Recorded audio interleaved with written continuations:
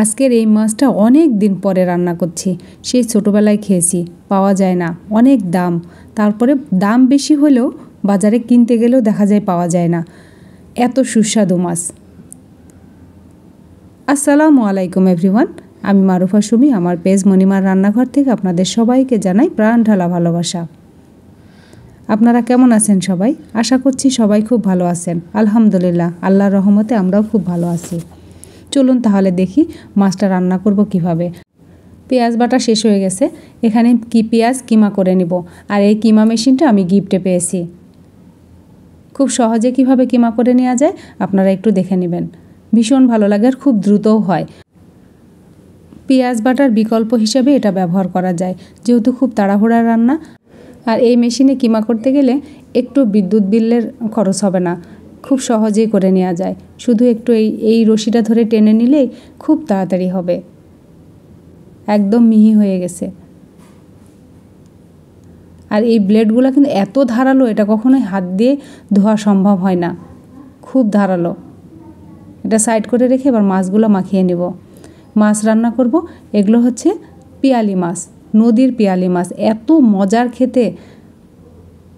আগে আমাদের পুকুরে হতো অনেক, কিন্তু এখন আর হয় না, এখন পাওয়া যায় না।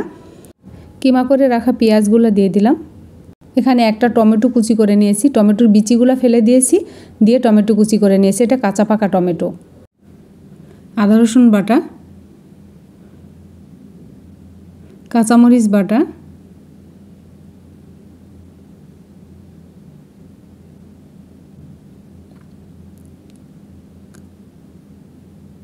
হলুদ, ধনিয়া, জিরা, শুকনো মরিচের গুঁড়া, লবণ স্বাদ মতো,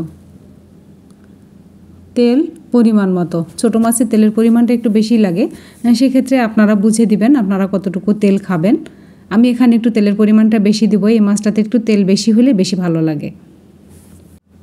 এখন খুব ভালো করে আমি মনের মাধুরী মিশিয়ে মাছ মশলা একসাথে মাখিয়ে নেব।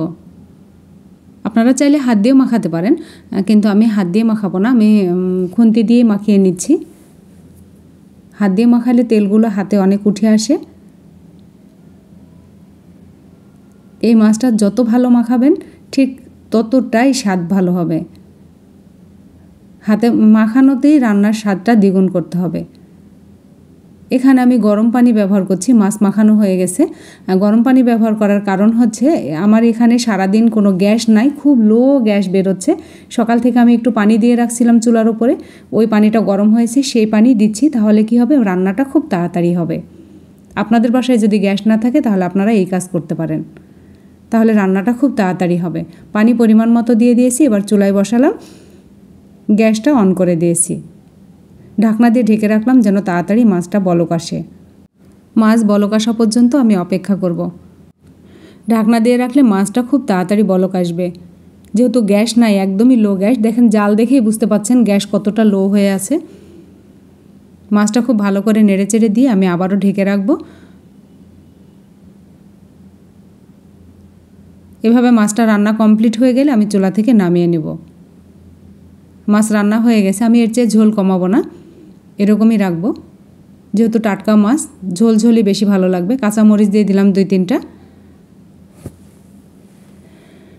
চুলা অফ করে দিয়েছি, এবার ধনিয়া পাতা দিয়ে দিলাম। সবসময় চুলা অফ করে ধনিয়া পাতা দিবেন, তাহলে ধনিয়া পাতার স্বাদ ও ফ্লেভারটা খুব ভালো থাকবে।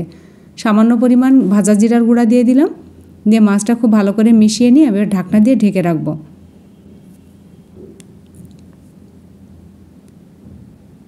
এরপরে পরিবেশনের জন্য নিয়ে আসবো।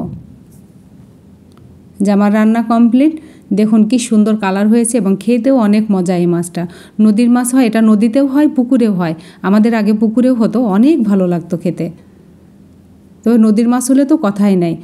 আর আমার এই রেসিপি যদি আপনাদের ভালো লেগে থাকে তাহলে ইউটিউব থেকে দেখলে সাবস্ক্রাইব করবেন, বেল আইকন টিপে রাখবেন, ফেসবুক থেকে দেখলে ফলো দিয়ে রাখবেন। তাহলে নতুন রেসিপি আপলোড করার সঙ্গে সঙ্গে আপনারা নোটিফিকেশান পেয়ে যাবেন। লাইক, কমেন্ট, শেয়ার করবেন ফ্রেন্ডস অ্যান্ড ফ্যামিলির মাঝে, যারা নতুন তাদের শিখতে সুবিধা হবে। আজকে রাখি এ পর্যন্তই। আল্লাহ হাফেজ।